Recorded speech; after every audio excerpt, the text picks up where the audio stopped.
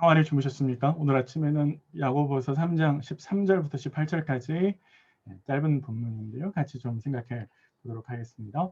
앞서 야고보는 말을 조심하십시오라고 독자들에게 권면했는데 오늘 말씀은 말을 조심하는 것의 문제가 말 그 자체에 있는 것이 아니라 결국 말을 만들어내는 마음속에 있는 지혜가 문제가 된다라고 이야기하고 있고요.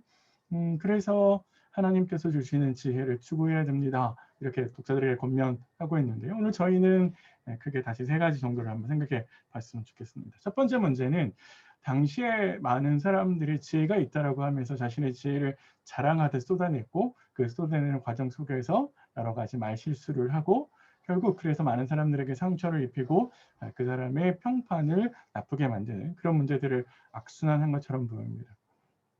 근데 야고보는 그래서 그 독자들에게 여러분 진짜 지혜를 가지고 있다면 참된 지혜가 있다면 여러분 선한 행실로 보여야 됩니다. 그게 진짜 참된 지혜입니다. 라고 이야기하고 있죠. 그래서 사실은 스스로 지혜롭다 여기는 그런 문제가 아니라 진짜 지혜는 말을 유창하게 잘하고 다른 사람들처럼 아주 설득하는 달변가의 문제가 아니라 사실은 온유함으로 선을 행하는 그래서 진짜 지혜는 말로 드러나는 것이 아니라 선행으로 드러나는 것이죠. 하나님의 말씀을 따라서 지혜롭게 사는 사람들은 많은 사람들에게 말을 아주 유창하게 잘하는 사람이 아니라 온전하게 선한 행실로 보여주는 사람. 그것이 바로 진짜 지혜로운 사람입니다. 라고 야고보가 이야기하는 것이죠. 우리 안에서도 생각해 보십시오. 진짜 지혜로운 사람은 다른 사람들에게 말을 많이 하거나 말을 아주 잘하는 사람이 아니라 말을 줄인다 할지라도 실제로 선한 행실을 통해서 하나님의 말씀을 증명하는 사람, 내 신앙이 있다라고 하는 것, 하나님의 말씀에 대한 살아있다라고 하는 것을 증명하는 사람이죠. 그런 면에 있어서 지혜라고 하는 것은 결코 언변의 문제가 아니라 선행의 문제다라고 이제 야고보가 우리에게 지적하고요.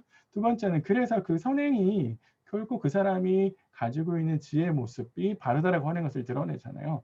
근데 반대로 그 사람 안에 나쁜 것이 있다면 나쁜 지혜가 있다면 나쁜 모습으로 드러나게 된다라고 이야기합니다. 그래서 각 사람이 맺는 삶의 열매는 그 사람 속에 있는 지혜가 어떤 것인지 그래서 어떤 지혜를 추구해 왔는지 나쁜 지혜를 추구했다면 나쁜 행실을 할 것이고 나쁜 행실 속에서 나쁜 말들이 나오고 그래서 그 사람에게 많은 말의 실수를 해서 온전함으로서 멀어지는 사람이 되겠죠.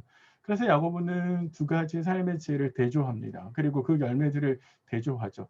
독한 시기와 야망, 그것이 마음속에 있는 그런 사람들은 결국 드러나는 것이 혼란, 다툼 이렇게 드러나게 되겠죠. 반대로 그 속에서 긍휼과 선한 열매를 맺는 사람들은 합평케 하는 태도를 가지고 있다라고 하는 것이고 그것은 결국 하나님으로도 추구하는 지혜를 빚은 결과라는 것이죠. 그러면 이걸 통해서 결국 내 안에 어떤 지혜가 있는 것인가라고 하는 것이 드러나겠죠. 자꾸만 누군가와 계속 다투고 혼란을 일으키고 누군가를 시기하고 누군가에게 함부로 비방하는 그런 태도가 내 안에 있다면 사실 그 안에 있는 지혜는 하나님이 주셨다라고 보기 어렵죠. 이기적이고 나만을 위한 특별히 이 세상에 추구하는 정욕적인 마귀적인 그런 지혜이고 반면에 누군가와 함께 우리 공동체 안에서 우리를 잘 살게 하는 그런 모습대로 추구하고 간다면 그것은 결국 하나님으로부터 온 지혜다라고 이야기하시는 거겠죠. 그래서 우리는 결국에 하나님이 주시는 지혜를 잘 추구하면서 가야 됩니다. 하나님 주신 지혜는 늘 내 안에서 어떤 동기로 내가 이걸 하는지를 살펴보게 하죠. 내 안에 동기가 선하면 하나님의 모두를 위해서 하는 것이라면 하나님의 뜻을 쫓아가는 거라면 좋은 것이지만 나의 유익과 나의 만족만을 위해서 하는 것이라면 내 욕심을 차리기 위한 것이라면 옳지 않습니다.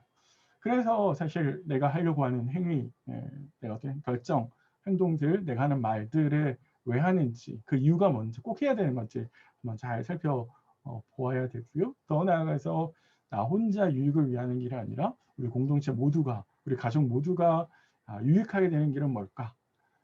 그런 점에서 사실은 행동하고 결정하는 것이 하나님 주시는 지혜의 모습이죠. 근데 그 지혜는 우리가 앞서 야고보가 계속 이야기한 말이라면 하나님의 지혜를 구하고 또 말씀을 듣고 행하는 그걸 통해서 차츰 쌓여가는 것이라고 우리에게 이야기해 주고 있습니다. 오늘 하루 내 안에 어떤 지혜가 살아 숨쉬고 있는지, 그래서 내가 어떤 열매를 맺고 있는지 한번 돌아보시면 좋을 것 같고요. 더 나아가서 말씀과 기도를 통해서 내 안에 하나님 주시는 지혜를 쌓아가는 그런 시간들도, 그런 결단들이 있으셨으면 좋겠습니다. 저는 내일 아침에 여러분 다시 찾아뵙도록 하겠습니다.